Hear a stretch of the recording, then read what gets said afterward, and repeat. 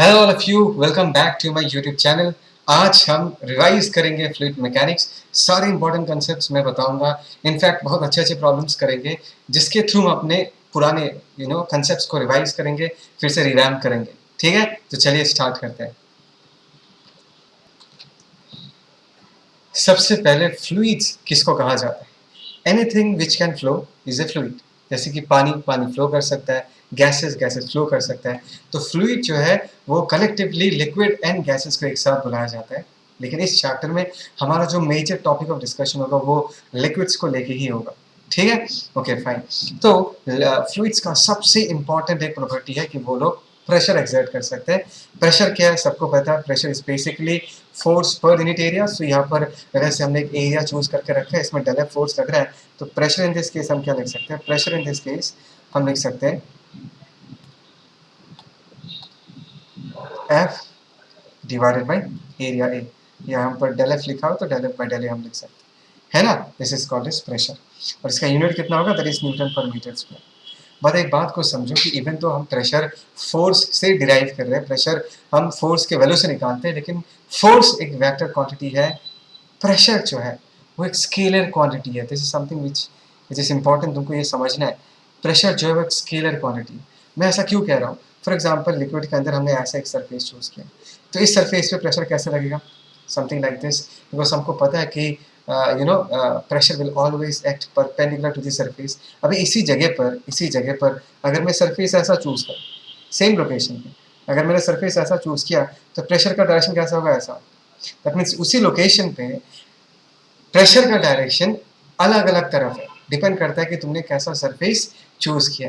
तो मैं ये कहना चाहता हूँ कि प्रेशर का जो है कोई एक यूनिक डायरेक्शन नहीं है। एस बिकॉज प्रेशर का कोई यूनिक डायरेक्शन नहीं है, उसको हम एक स्केलर क्वांटिटी बुलाते हैं, वो एक वेक्टर क्वांटिटी नहीं है। ठीक है, तो प्रेशर का रियल लाइफ में सिग्निफिकेंस क्या है? प्रेशर में रियल लाइफ का बहुत सारे सिग्निफिकेंस है। कुछ अगर एग्जांपल्स हम डिस्कस करना चाहेंगे। अभी कभी भी अगर तुमने रेल के पटरियों को देखा है, रेल लाइंस को देखा है, उसके नीचे ना सीमेंटेड ब्लॉक्स, लंबे लंबे सीमेंटेड ब्लॉक्स रखा जाता है। इसका रीजन क्या पता है? वो जो रेल के लाइन से उसके ऊपर ट्रेन चलता है, तो ट्रेन का वेट, पूरा वेट उन रेल लाइंस पे लगता है, और रेल लाइंस क्या करता है? उस सीमेंटेड पट्टियों के थ्रू उस पूरे फोर्स को ऑल ओवर द जमीन डिस्ट्रीब्यूट कर देता है, ताकि वो रेल लाइन दब ना जाए। बेसिकली वो क्या करता है, जो फोर्स है उसको बहुत ज्यादा एरिया में डिस्ट्रीब्यूट कर देता है, ताकि प्रेशर क्या हो जाए? प्रेशर घट जाए, राइट। या तुम लोग जब नाइफ से सब्जी काटते हो, knife has to be sharp. Sharp होने से बेनिफिट क्या होता है? ध्यान से देखो, शार्प का मतलब है कि नाइफ का जो ये एज है, हाँ, वो एज बहुत पतला होगा। जितना पतला होगा एरिया उतना कम होगा। एरिया जितना कम होगा, तुम जितना फोर्स लगाओगे उसके कारण जो प्रेशर जनरेट होगा, because pressure is force per unit area, area छोटा होने के कारण प्रेशर क्या होगा? बहुत ज़्यादा होगा, और वो जो नाइफ है वो सब्जी को बहुत आराम से काट देगा। बात समझ में आ रहा है? फॉर एग्जाम्पल डेजर्ट में अगर हम चलते हैं ना, तो हमारा पैर घुस जाता है, लेकिन कैमल का पैर कभी नहीं घुसता। देखो कैमल का साइज हमसे कितना ज़्यादा होता है, कैमल का वेट हमसे कितना ज़्यादा होता है, फिर भी कैमल का जो पैर है वो सैंड के अंदर नहीं जाता। इसका रीज़न क्या है? देखो, कैमल के पैर के नीचे का अगर हम सरफेस एरिया देखते हैं ना, कैमल के पैर के नीचे का जो सरफेस एरिया है वो हमारे पैरों के सरफेस एरिया के रेस्पेक्ट में बहुत ज़्यादा है। तो एरिया बढ़ जाने के कारण प्रेशर घट जाता है। तो प्रेशर घटने के कारण उसका जो पेनिट्रेटिंग पावर है, घुसने का जो पावर है, वो कम हो जाता है। That is the reason camel का पैर जो है वो सैंड के अंदर नहीं दबता। Is that clear? ओके, ये तो सिंपल सिंपल चीज़ है, थोड़ा सा बता दिया ताकि तुमको फील आए कि हम किन चीज़ों के साथ डील कर रहे हैं। अभी देखो, variation of pressure with height सबको पता है, बहुत पहले से पता है कि अगर लिक्विड है, और अगर तुमको ये पूछा जाता है कि लिक्विड के सरफेस से एच डेप्थ अगर नीचे चला जाए तो इस लेवल पे प्रेशर क्या होगा? What is the pressure eight H depth? वो क्या होगा? अगर बाहर के प्रेशर को हम पीए कहते हैं। Is that clear? और एच डेप्थ तक हम अगर फर्दर नीचे चले जाते हैं तो प्रेशर का वैल्यू कितना होगा? P A plus rho ji H. इस चीज़ को लेकर ज़्यादा डिस्कस नहीं करूँगा, बहुत कॉमन चीज़ है। सिर्फ इतना बताना चाहूँगा कि इस जगह पर जो प्रेशर बनाता है, ये जो दबाव आता है, ये दबाव क्रिएट करने वाला कौन है? देखो, इस पर्टिकुलर लेवल के ऊपर यहाँ पर जो पानी है, दिख रहा है ये पानी, और इसके ऊपर क्या है? इसके ऊपर यहाँ पर एटमॉस्फेयर है। तो एटमॉस्फेयर एज वेल एज पानी वो बेसिकली इस लेयर के ऊपर बैठा हुआ है। ये जो लेयर है ना, इसके ऊपर पानी भी है ना, इसके ऊपर पानी भी है और इसके ऊपर एटमॉस्फेयर भी है। एटमोसफियर एज वेल एज ये जो दिस वॉल्यूम ऑफ वाटर ये इसी लेयर के ऊपर बैठा हुआ है और उसी के दबाव के कारण ये प्रेशर जनरेट होता है। Is that clear? पक्का रो जी एच। लेकिन हमेशा इस बात को याद रखना, ये जो फॉर्मूला हमने लिखा है P A plus rho ji h, this is only valid as long as the liquid is at rest. अगर लिक्विड एक्सेलरेट कर रहा है, मूव कर रहा है, तब प्रेशर का एक्सप्रेशन बदल जाएगा। हमेशा याद रखना ये एक्सप्रेशन कब वैलिड है? When the liquid is static, when the liquid is not moving, तब ये फॉर्मूला वैलिड है ना। ओके, आगे बढ़े। ओके, ये सब बेसिक चीज़ें, ये सब हम इस पर्टिकुलर क्वेश्चन के थ्रू डिस्कस करेंगे। सिंपल सा आइडिया है। अच्छा, मैं तुमको एक बात बता के रखना चाहूँगा कि अगर हमारे पास सोचो एक वेसल है ना, हमारे पास सोचो एक वेसल, इज दैट क्लियर? अच्छा, this is the liquid in the vessel. हमेशा याद रखना, हम जितना नीचे जाएंगे प्रेशर हमेशा उतना इंक्रीज करेगा। दैट मीन्स लिक्विड के नीचे जितना जाएंगे, डेप्थ जितना इंक्रीज होगा, प्रेशर का वैल्यू उतना ही क्या करेगा? इंक्रीज करेगा। और अगर लिक्विड में हम ऊपर की तरफ ट्रैवल करते हैं, if you move up, right, if you move up, if you're moving up, if the depth decreases, if you're reaching towards the surface of the liquid, in that case pressure will always decrease। बात समझ में? जितना नीचे जाएंगे pressure increase करेगा, जितना ऊपर जाएंगे प्रेशर उतना डिक्रीज करेगा। ठीक है, ओके। अगर हम एच हाइट नीचे जाते हैं तो रिलेटिवली प्रेशर कितना इंक्रीज होगा? रो जी एच से।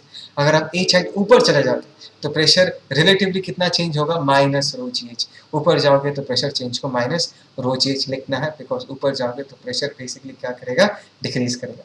एक छोटा सा क्वेश्चन देखते हैं, देखो यहाँ पर है the manometer shown below is used to measure the difference in water level between the two tanks. दो टैंक्स है और ये जो तुमको सेटअप दिख रहा है, इसी सेटअप को हम मैनोमीटर कहते हैं। और इस मैनोमीटर के थ्रू हम ये मेजर करना चाहेंगे कि दोनों टैंक में जो पानी है उनके लेवल में कितना डिफरेंस है।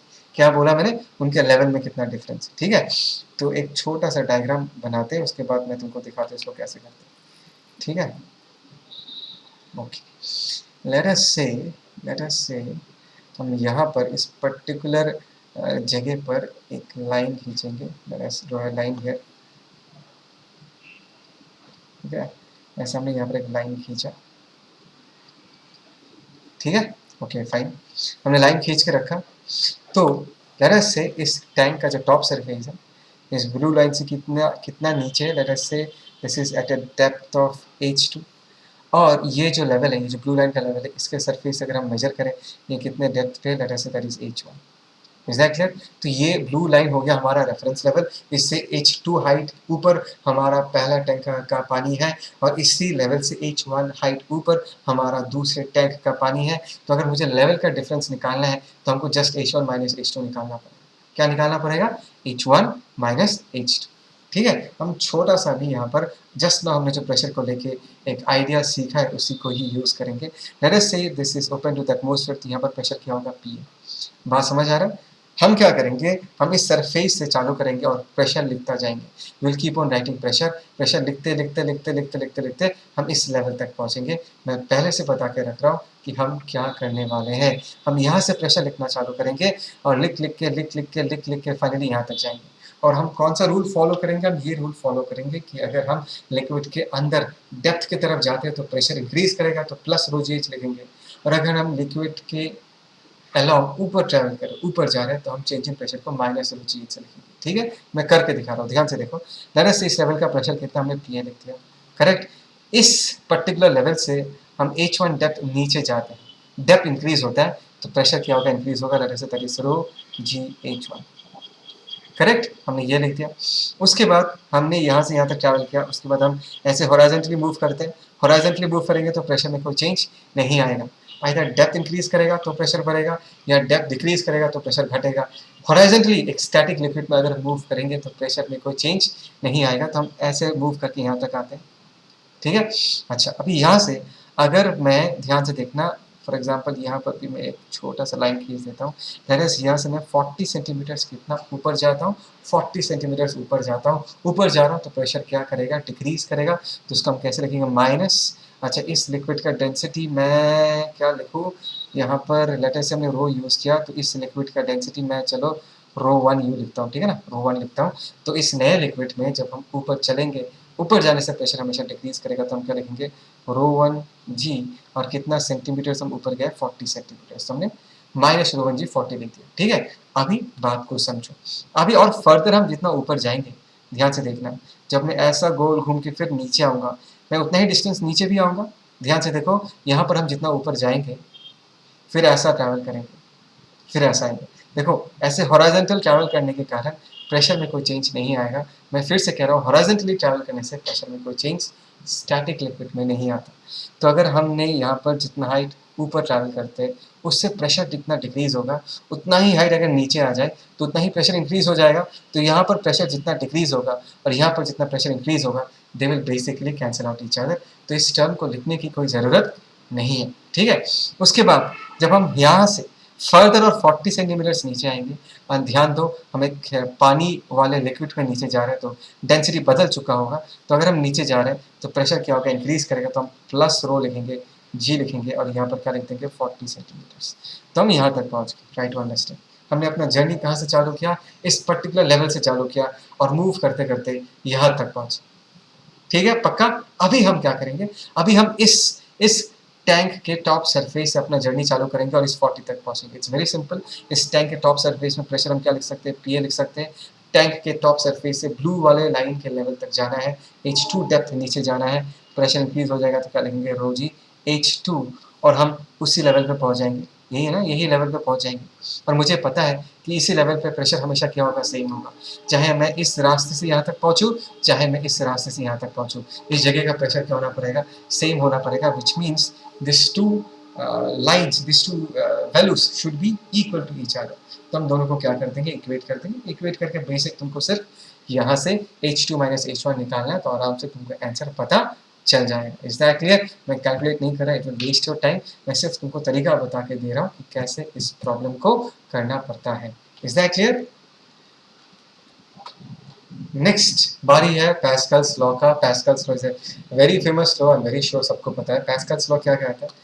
पैस्कल लॉ ये कहता है कि अगर मैं लिक्विड के किसी पर्टिकुलर पॉइंट पे कोई भी प्रेशर एक्सर्ट करूँ, वो जो प्रेशर है ना, that is transmitted equally in all the directions. पूरे लिक्विड में वो प्रेशर ट्रांसमिट हो जाएगा और उसका वैल्यू चेंज भी नहीं होगा, डिक्रीज भी नहीं होगा। बहुत लोग ऐसा सोच सकते हैं कि सर मैंने लिक्विड में इस जगह पर कुछ प्रेशर पी अप्लाई किया, तो जब ये डिस्ट्रीब्यूट होगा बाकी लिक्विड में तो उसका वैल्यू डिक्रीज हो जाएगा। डिक्रीज नहीं होगा, प्रेशर का वैल्यू हमेशा क्या रहेगा, सेम ही रहेगा। Pressure exerted at any point of the liquid will be equally transmitted in all the directions without its value getting diminished. मैं छोटा सा एग्जाम्पल से समझाता हूँ। जैसे से हमारे पास एक यहाँ पर एक यूट्यूब है, ये एक पतला सा क्रॉस सेक्शन है, this cross section is narrow, this is a bigger cross section. Late us से इस क्रॉस सेक्शन का वैल्यू हम कैपिटल ए लिखते हैं, इस क्रॉस सेक्शन का वैल्यू हम छोटा ए लिखते हैं, और इस जगह पर हमने छोटा सा एफ फोर्स अप्लाई किया। क्या फोर्स अप्लाई किया? छोटा सा एफ फोर्स। तो बताओ इस पर्टिकुलर लेवल पे यहाँ पर जो लिक्विड है, इस लिक्विड में जो प्रेशर जनरेट हो, है ना, उस प्रेशर का वैल्यू कितना होगा, फोर्स डिवाइडेड बाई ये प्रेशर जनरेट होगा एफ बाई। और पैस्कल ने क्या कहा था कि यहाँ पर जो भी प्रेशर जनरेट होगा it will be equally transmitted along all the directions. तो ये जिस लेवल पे है, अगर ये वाला पॉइंट भी अगर उसी लेवल पे है, तो यहाँ पर जितना प्रेशर होगा और यहाँ पर भी प्रेशर का वैल्यू क्या होगा, सेम ही होगा। Is that clear? तो यहाँ पर जो प्रेशर पी होगा इसका वैल्यू भी क्या होगा, एफ बाई ए होगा। और ये तो हमको पता ही है कि सेम लिक्विड में सेम हॉरिजॉन्टल लेवल पे प्रेशर हमेशा क्या होता है, सेम होता है। तो यहाँ पर अगर एफ बाई ए है तो यहाँ पर भी प्रेशर का वैल्यू क्या होगा, एफ बाई ए होगा। मतलब डायरेक्शन किस तरफ होगा, ध्यान से देखो। बेसिकली डायरेक्शन कुछ ऐसा होगा, प्रेशर ऐसा एक्सर्ट होगा। मतलब ये वाले जो पिस्टन है, इस पिस्टन को ये जो प्रेशर है ये ऊपर की तरफ ढकेल रहा है। Is that clear? तो यहाँ पर जो फोर्स जनरेट होगा उसका वैल्यू क्या होगा, ये बताओ। फोर्स जनरेट होगा वो होगा प्रेशर इंटू ये वाला पिस्टन का जो एरिया है वो हो जाएगा, that is P into capital A. And P के जगह हम लोग क्या लिख सकते हैं, देखो एफ बाई छोटा ए इंटू कैपिटल ए। एंड ध्यान से देखो एफ, ये एफ जो है ये हमने बहुत छोटा सा फोर्स अप्लाई किया, छोटा सा फोर्स अप्लाई किया। लेकिन देखो कैपिटल ए बाई छोटा ए, इस वैल्यू को तो हम कंट्रोल कर सकते हैं। हम इस पिस्टन का एरिया बहुत बड़ा ले सकते हैं, इस पिस्टन का एरिया बहुत छोटा ले सकते हैं। तो एज ए होल इस तरीके से जो फोर्स जनरेट होगा, ये जो फोर्स जनरेट होगा it will be very large. बात समझ में आ रहा है? बेसिकली ये बात समझो कि हमने यहाँ पर जो छोटा सा एफ फोर्स लगाया वो बहुत कम है, लेकिन इस पिस्टन पे जो फोर्स लगता है उसके कारण जितना फोर्स जनरेट होता है that's a very very large force because of this ratio. Capital A by A, capital A का वैल्यू हम बहुत बड़ा रख सकते हैं, छोटा ए का वैल्यू हम बहुत छोटा रख सकते हैं। ठीक है, इज दैट क्लियर? और एक प्रॉब्लम देखते हैं, चलो इस प्रॉब्लम को देखते हैं। The area of cross section of the two arms of a hydraulic press are 1 centimeter square and 10 centimeter square। मतलब इसका जो एरिया है that is 1 centimeter square, इसका जो एरिया है ये कितना दिया, that is given as 10 centimeter square, है ना। A force of 5 Newton is applied on the water in the thinner arm। 5 Newton force एक हाथ पे, एक U-tube के one hand पे लगाया गया है। What force should be applied on the water in the thicker arm so that the water may remain in equilibrium। मतलब दोनों लेवल को सेम में मानना, ठीक है, दोनों लेवल पानी को हम सेम लेवल पे मानेंगे। तो पूछा कि यहाँ पर कितना फोर्स लगाना पड़ेगा ताकि पानी इक्विलिब्रियम में रहे। पानी अगर इक्विलिब्रियम में रहे तो यहाँ पर जो प्रेशर होगा और यहाँ पर जो प्रेशर होगा दोनों का वैल्यू क्या होना पड़ेगा, सेम होना पड़ेगा। तो यहाँ पर प्रेशर का वैल्यू कितना होगा, that is 5 newton divided by 1 centimetre plus, अगर चाहो तो एटमॉस्फेरिक प्रेशर भी लिख सकता हूँ as because it is open to the atmosphere. ठीक है, सिमिलरली इस जगह पर अगर मुझे प्रेशर लिखना है, पहले से एटमॉस्फेरिक प्रेशर है पी है, प्लस तुमने इस जगह पर कितना फोर्स लगाया एफ, डिवाइडेड बाय इसका एरिया कितना है, that is 10, and as because both the points are located at the same level. Same level पे हमेशा प्रेशर क्या होता है, सेम होता है। तो दोनों प्रेशर को हम क्या कर सकते हैं, दोनों प्रेशर को हम इक्वेट कर सकते हैं, है ना। और basically they will cancel out. यहाँ से हम आराम से निकाल सकते हैं कि फोर्स का वैल्यू कितना होगा। फोर्स का वैल्यू बेसिकली 50 न्यूटन होगा। टेक्निक समझ में आ रहा है मैं क्या कह रहा हूँ, is that clear? As because the levels are at the same level, the surfaces are at the same level, उन दोनों जगहों का प्रेशर का वैल्यू क्या होगा, सेम होगा। ठीक है, अच्छा। तो there is something called as hydrostatic paradox. ये लोड नहीं लेने का, पैराडॉक्स मतलब सिंपल सा बात है। देखो इन तीनों वेसल में लेट अस से लिक्विड का जो हाइट है वो सेम है। यहाँ पर भी एच हाइट ऑफ लिक्विड है, यहाँ पर भी एच हाइट ऑफ लिक्विड है, यहाँ पर भी एच हाइट ऑफ लिक्विड। तो प्रेशर एट ए इसका वैल्यू कितना होगा, सिंपली रो जी एच। तीनों में लिक्विड एक ही नेचर का लिक्विड डाला गया है। प्रेशर एट बी कितना होगा, रो जी एच होगा। प्रेशर एट सी कितना होगा, that is rho ji h. Liquid किस शेप के वेसल में रखा गया है, यू नो कितना अमाउंट ऑफ लिक्विड रखा है, बिकॉज ऑब्वियसली तीनों में अमाउंट ऑफ लिक्विड वैरी करेगा। कितना अमाउंट ऑफ लिक्विड रखा गया उस पर डिपेंड नहीं करता, डिपेंड करता है कि लिक्विड का हाइट कितना। जैसे कि इस पिक्चर में दिख रहा है तीनों वेसल में लिक्विड का हाइट अलग अलग है। डेफिनेटली तीनों वेसल में वॉल्यूम अमाउंट ऑफ लिक्विड वो अलग अलग होगा, but as because height of liquid is the same, density of the liquid is the same, चाहे वो ए वाला वेसल हो, चाहे वो बी वाला वेसल हो, चाहे वो सी वाला वेसल हो, तीनों केसेस में प्रेशर का वैल्यू क्या आएगा, हमेशा सेम आएगा। तुमको हमेशा देखना है हाइट कितना है। प्रेशर बताने के लिए डेंसिटी चाहिए और हाइट चाहिए, सिंपल, एकदम सिंपल। ठीक है, नेक्स्ट क्वेश्चन देखते हैं। ठीक है, देखो नेक्स्ट क्वेश्चन का सीन क्या है। हमारे पास एक यूट्यूब है, ध्यान से देखो, जिसका एक एंड क्या है, क्लोज्ड यानी बंद है। हाँ, लेट अस सी यहाँ पर कोई गैस रखा गया, मैं ऐसे करके दिखा रहा हूँ ताकि तुमको समझ में आए, कुछ गैस फंसा हुआ है। और मैं क्वेश्चन नंबर पढ़ ही लेता हूँ। In a given U tube open at one and find out the relation between P and P A. ठीक है ना, पी ए मतलब एटमॉस्फेरिक प्रेशर है यहाँ पर, और इस जगह का जो प्रेशर वो पी है। यहाँ पर लिक्विड का डेंसिटी D2 है ना, D2 का वैल्यू दिया हुआ है। और ये और एक दूसरा लिक्विड है, this is a different liquid, इसका डेंसिटी D1 है। तो दोनों प्रेशर्स P एंड PA के बीच एक रिलेशन पूछा गया है। ऐसे क्वेश्चंस को करने के लिए हमेशा हमेशा हमेशा इस बात को याद रखना कि liquid, the pressure of the liquid eight the same level is always same. In fact ये लाइन बोलना सही नहीं है, हमेशा इस लाइन को याद रखना कि एक ही लिक्विड में, लिक्विड एक टाइप का होना पड़ेगा, एक ही लिक्विड में eight the same level pressure हमेशा क्या होगा, सेम होगा। ध्यान से देखो, अगर मैं ऐसा खींच दूँ, यहाँ पर लिक्विड अलग है और यहाँ पर गैस अलग, एक काइंड ऑफ सब्सटेंस है, तो even though this two points are at the same level, यहाँ पर हम प्रेशर इक्वेट नहीं कर सकते। लेकिन अगर मैं यहाँ पर एक रेफरेंस लेवल चूज करूँ, मतलब इस जगह का प्रेशर और इस जगह के प्रेशर के बारे में पूछूं कि क्या होगा। ध्यान से देखो, ये जो लाइन हमने खींचा है ये इस यूट्यूब के थ्रू पास कर रहा है, इस हाथ से पास कर, इस हैंड से पास कर रहा है, और ये दूसरे हैंड से पास कर रहा है, एंड दोनों हाथों में D1 वाला लिक्विड प्रेजेंट। बेसिकली ये जो हमने लाइन खींचा है, this line is basically passing through the same liquid, and only then we can say कि इस जगह और इस जगह का प्रेशर क्या होगा, सेम होगा। Is that clear? अभी इस जगह के प्रेशर के बारे में पूछूं तो इस जगह का प्रेशर कितना होगा, P। इस जगह के प्रेशर के बारे में पूछूं, इट्स वेरी सिंपल। यहाँ तक D2 वाला डेंसिटी है, ऊपर एक PA है, तो सबसे पहले PA से चालू करो, plus as because we are going down, pressure will increase, और वो क्या होगा, रो मतलब D2 G। हाइट कितना लगे से 25 सेंटीमीटर है ना। और फर्दर हम कितना नीचे जाएंगे, ध्यान से देखो, और फर्दर हम 26 सेंटीमीटर से नीचे जाएंगे, तो हम क्या लिखेंगे, इस पर्टिकुलर ये जो व्हाइट कलर का तुमको स्पेस दिख रहा है, यहाँ पर एक अलग लिक्विड है, इसका डेंसिटी D1 है, हम नीचे जा रहे हैं तो प्रेशर प्लस में लिखेंगे रो जी, एक ये डिस्टेंस कितना है, दैट इज 26 सेंटीमीटर्स, और इस लेवल पे प्रेशर कितना है P, दोनों का वैल्यू क्या होना पड़ेगा, सेम होना पड़ेगा। So this is how we write the values. जब यहाँ पर वैल्यू पुट करोगे be very careful about the units that you are using, right, because यहाँ पर 25 सेंटीमीटर्स में है, अच्छा डेंसिटी भी ग्राम पर सेंटीमीटर क्यूब में ही दिया हुआ है, हो जाएगा, आसान है। तो इस रिलेशन से हम आराम से निकाल सकते हैं कि पी ए और पी के बीच क्या कनेक्शन होगा, है ना, ठीक है, क्लियर, समझ में आया, आगे बढ़ते हैं। ये और एक अच्छा सा क्वेश्चन है, इसको देखते हैं, सिंपल सा है बट क्वेश्चन को देखो, बिकॉज जितना क्वेश्चंस को फील करोगे ना, उतना कंसेप्ट तुम्हारा स्ट्रेंथन होगा, ठीक है। Find out the pressure at the points A and B, also find the angle theta. पूरा स्ट्रक्चर दिख रहा है, देखो ये वाला जो एंड है this is open to the atmosphere, ये वाला जो एंड है this is open to the atmosphere. हमेशा याद रखना, if anything is open to the atmosphere, उस जगह का जो प्रेशर होगा that will always be atmospheric pressure, ठीक है। तो यहाँ पर जो प्रेशर है PATM है, यहाँ पर जो प्रेशर है PATM है। हमको ए पॉइंट में कितना प्रेशर है वो बताना है, बी पॉइंट में कितना प्रेशर है वो बताना है, थीटा का वैल्यू बताना है।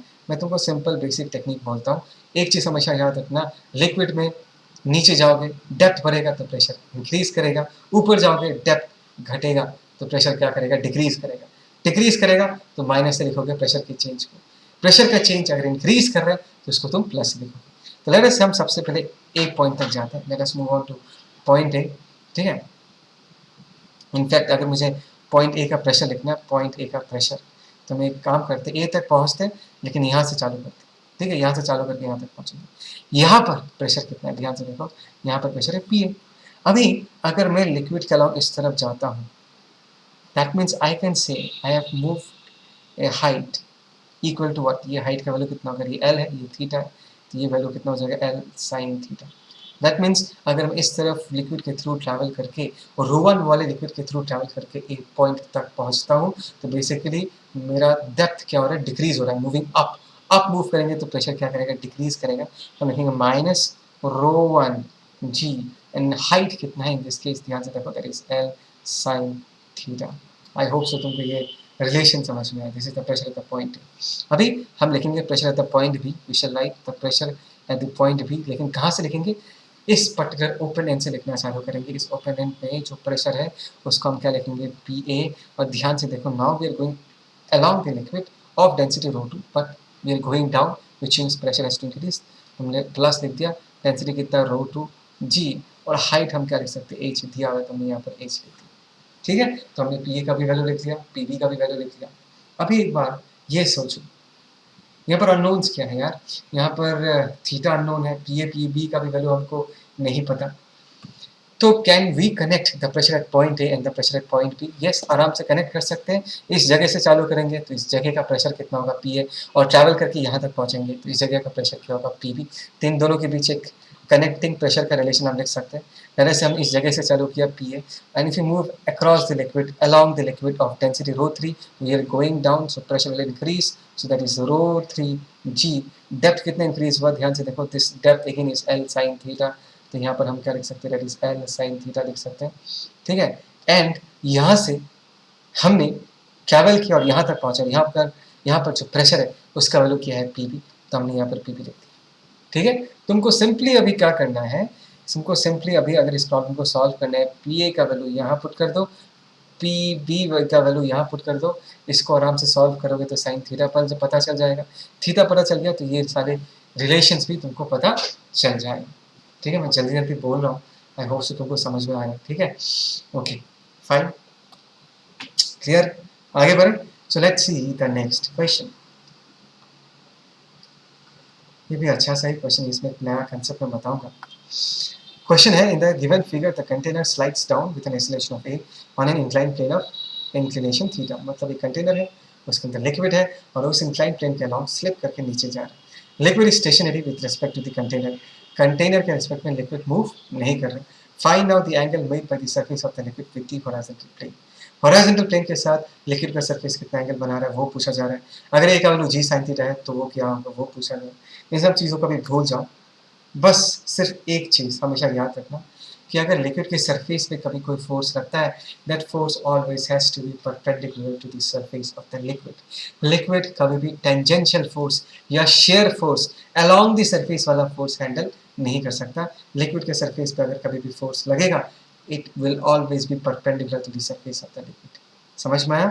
ओके, अभी इस पर्टिकुलर क्वेश्चन को थोड़ा ध्यान से देखते हैं। ये डायग्राम को मैं यहाँ पर तोड़ के बनाया गया है।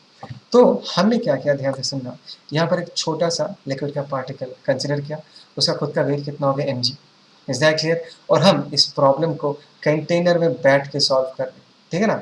हम कंटेनर में बैठ के सॉल्व करें, तो अभी अगर मैं कंटेनर में बैठ के सॉल्व करूँ, कंटेनर एक्सेलरेट कर रहा है, container is an accelerated frame of reference. That means मुझे इस पार्टिकल पे एक सूडो फोर्स लगाना पड़ेगा। किस तरफ लगाना पड़ेगा? Opposite to the direction of acceleration of the frame of reference. Acceleration ये अगर इस तरफ है तो सूडो फोर्स हम इस तरफ लगाएंगे। Is that clear? तो हमने एम ए ऐसे लगा दिया, ठीक है। अभी ध्यान से देखो हम करेंगे क्या। हमने यहाँ पर एक हॉरिजॉन्टल लाइन बनाया, यहाँ पर एक वर्टिकल लाइन बनाया, और अभी हम फोर्सेस को क्या करेंगे, फोर्सेस को रिजॉल्व करेंगे। ध्यान से देखो, ये भी हॉरिजॉन्टल है, ये भी हॉरिजॉन्टल है, ये एंगल भी क्या होगा, थीटा।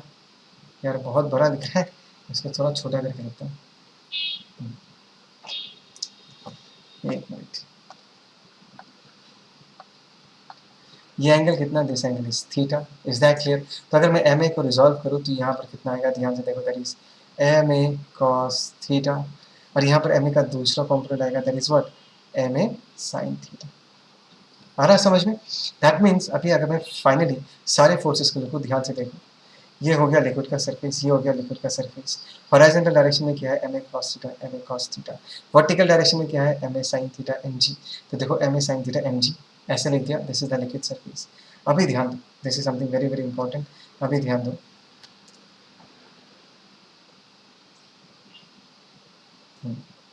अभी इस डायग्राम में थोड़ा सा ध्यान दो। तो हमने क्या किया, सारे फोर्सेस को अच्छे से लिखा। इस तरफ कितना फोर्स है, एम ए कॉस थीटा, उसको लिख दिया। इस तरफ रिजल्टेंट फोर्स क्या होगा, M G minus M A sine theta. That means अभी अगर मैं तुमको पूछूं कि ये जो लिक्विड पार्टिकल है, इस तरफ एम ए कॉस थीटा लग रहा है, इस तरफ M G minus M A sine theta लग रहा है, मतलब इन दोनों का जो रिजल्टेंट आएगा, ये हो गया resultant. This resultant has to be perpendicular to the liquid surface, क्योंकि मैंने तुमको अच्छे से सिखाया है कि जो फोर्स होगा लिक्विड के सरफेस पे, कभी भी फोर्स लगता है, it always has to be perpendicular to the surface of the liquid, right.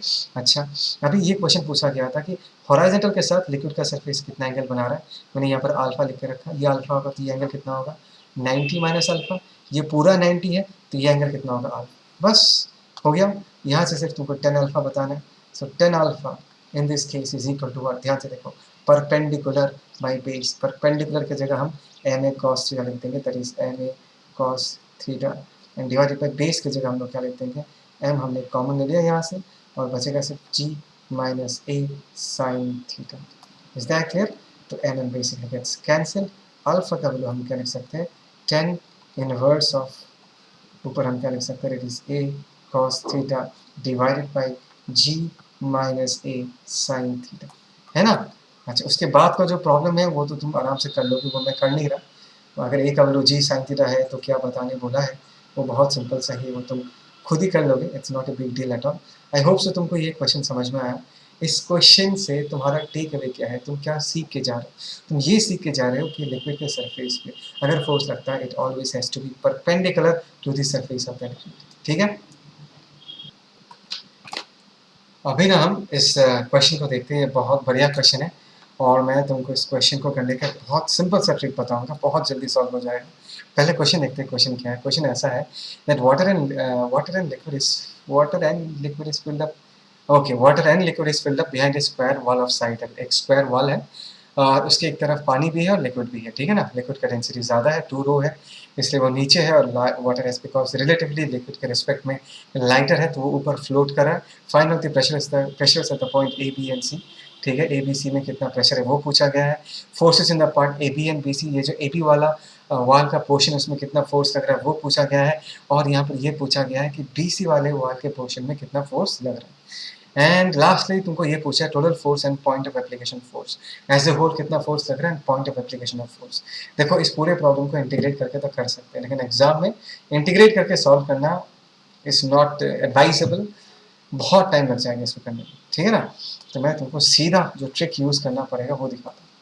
तुमको क्या ट्रिक यूज़ करना मैं बताता हूँ, ध्यान से देखो।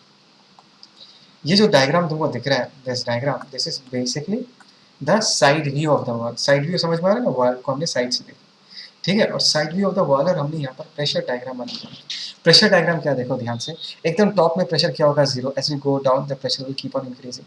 प्रेशर जो है वो हमेशा वॉल के परपेंडिकुलर होगा। तो मैं ये जो एरो साइन दिखा रहा हूँ, ये एरो साइन तुमको ये बता रहा है this are the pressure lines, और जितना बड़ा एरो है उतना प्रेशर का वैल्यू होगा। This are basically the pressure lines, है ना। तो अगर मैं H1 डेप्थ तक नीचे चला जाता हूँ, कितना डेप्थ तक नीचे चला जाता हूँ, H1, तो इस जगह का प्रेशर का वैल्यू कितना होगा, ध्यान से देखो। इस जगह का जो प्रेशर का वैल्यू होगा वो दैट इज रो GH1, है ना, करेक्ट। अच्छा, अभी अगर हम और फर्दर नीचे जाए तो क्या होगा, what will be the value of pressure in that case. और फर्दर अगर मैं नीचे जाऊँ, पहले से तो रो GH1 था ही, प्लस प्लस प्लस और डेप्थ अगर मैं नीचे जाता हूँ, तो वो समझ में आया मैंने क्या कहा। देखो ऑलरेडी ऊपर से यहाँ तक एक प्रेशर बिल्डअप हो चुका है रो GH1, और नीचे जाऊंगा तो ये प्रेशर तो कैरी फॉरवर्ड होगा ही, प्रेशर और भी इंक्रीज होगा। तो अगर मैं और नीचे जाता हूँ, रो GH1 पहले से है, और अगर मैं फर्दर x डिस्टेंस नीचे जाऊंगा तो मैं क्या लिखूंगा, रो GH1 पहले से है प्लस रो GX, और अगर x डिस्टेंस नीचे जाता। So try to understand. तो यहाँ पर मैंने जो ये बक्सा बना के रखा, दिख रहा है, ये किसका बक्सा है, ये तुम्हारा जो कैरी फॉरवर्ड वाला प्रेशर है। ऊपर ऑलरेडी प्रेशर डेवलप हो चुका है, वो नीचे भी क्या होगा, कैरी फॉरवर्ड होगा। ये बात समझ में आ रहा है मैं क्या कह रहा हूँ, कैरी फॉरवर्ड। याद है ना, हमारे पास एक वेसल होता था, लिक्विड होता था, उसके ऊपर प्रेशर कितना था, PA। तो नीचे अगर हमको प्रेशर बताना है, H डेप्थ पे अगर हमको प्रेशर बताना है, हम क्या कहते हैं, PA प्लस रो GH। तो PA कैरी फॉरवर्ड हुआ ना। तो यहाँ पर भी सिमिलरली जो ऊपर का लिक्विड का जो प्रेशर है रो GH1, वो नीचे भी क्या होगा, कैरी फॉरवर्ड होगा। तो वो कैरी फॉरवर्ड जो हो रहा है उसको हमने ऐसे करके शो किया। ये जो तुमको स्क्वायर बक्सा दिख रहा है, ये कैरी फॉरवर्ड वाला प्रेशर है, रो GH1 रो GH1 रो GH1 रो GH1 रो GH1। इसके साथ साथ यहाँ पर जो लिक्विड है, 2 रो वाला लिक्विड, उसके कारण भी तो प्रेशर और इंक्रीज होगा। तो उसके कारण हमने अलग से एक ये वाला ट्राइंगल वाला डायग्राम बना के रखा है। ये जो ग्रीन कलर का एरोस मैं तुमको शो कर रहा हूँ, this is the pressure generated due to the lower liquid. Lower liquid में जो 2 रो डेंसिटी वाला लिक्विड है, उसके कारण जो प्रेशर जनरेट होगा वो वाला पार्ट हमने शो करके रखा है। तो इस ग्रीन वाले पार्ट के साथ इस रेड वाले पार्ट को अगर हम कंबाइन करेंगे तो नीचे वाला जो लिक्विड है उसके किसी भी डेप्थ में कितना प्रेशर है वो बता पाएंगे। एक तो रेड वाला पार्ट ऊपर वाले का कैरी फॉरवर्ड बता रहा है तुमको, और ग्रीन वाला पार्ट नीचे वाला जो लिक्विड है उसका प्रेशर का कंट्रीब्यूशन, ठीक है। तो अगर मैं एकदम बॉटम मोस्ट पॉइंट में प्रेशर बताना है तो मैं क्या बोलूँगा, ऊपर वाले का कैरी फॉरवर्ड कितना है, रो GH1, है ना। ऊपर वाले का कैरी फॉरवर्ड कितना है, रो GH1, प्लस ये जो नया लिक्विड है, वो नए लिक्विड में हम कितना डेप्थ नीचे आ चुके हैं, H2 डेप्थ नीचे आ चुके हैं। तो प्रेशर और कितना बढ़ जाना चाहिए, density rho GH2, density in this case 2 रो दिया हुआ है क्वेश्चन में, तो रो GH2, डेंसिटी 2 रो दिया हुआ है इसलिए हमने 2 रो लिख के रखा है। तो नीचे का जो टोटल प्रेशर होगा वो क्या होगा, रो GH1, और इस वाले का कंट्रीब्यूशन कितना होगा, 2 रो GH2। इज दैट क्लियर, समझ में आया। Now you need to understand something, ये ट्रिक है। अभी अगर तुमको AB वाले पोर्शन में दिख रहा है, AB वाले पोर्शन में फोर्स पूछा, फोर्स ऑन द AB वाला पोर्शन, ये ट्रिक हमेशा याद रखना है। एरिया ऑफ